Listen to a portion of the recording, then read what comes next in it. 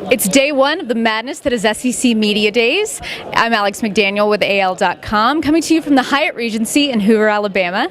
I'm joined by Auburn beat writers Brandon Marcello and Joel Erickson. We've got a lot to cover, so let's jump right in. Now, this morning, Auburn coach Gus Malzahn and players from his team joined us to tell us what's going on next season. But Brandon, I think everybody here was really, at the start at least, curious about Nick Marshall, last week cited for marijuana possession. Can you tell us how Coach Malzahn addressed that? Well, no real hard information. He just said that there will be consequences. He was very remorseful about it. He had Nick Marshall, along with Jonathan Mincy, who was arrested for marijuana possession earlier this summer, address the team, speak to the team.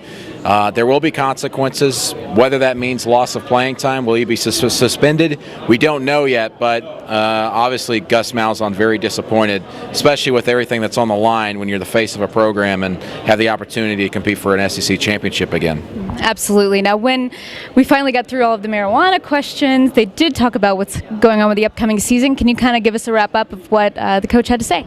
Well, they just know that it's going to be tough to repeat as SEC champs. It hadn't been done in 16 years since Tennessee did it in 1997, 98, but they feel good. They feel good about the offense they've got. They feel good about the pieces they have, and I think the big thing when it goes back to Nick Marshall, they have a quarterback for the second straight year, for the first time ever under Gus Malzahn as a college coach. It's 9 years without having the same starting quarterback in back-to-back years, and that's going to be a big strength for him.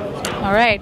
Well, Coach Malzahn was also joined today by three representatives from the team, including team captain Reese Dismukes, as well as defensive tackle Gabe Wright and tight end CJ Uzoma, who replaced Marshall. Now, Joel, can you kind of give us a wrap-up outside of the Marshall questions, of course, kind of what they talked about, what they're worried about, and what people are asking them about looking at the season ahead? Well, there's actually a lot of questions about the offense. A little surprising to those of us who've covered the beat for a while because the offense has been around for a while. But a lot of questions about the offense. Will the SEC be able to catch up to it? That kind of thing.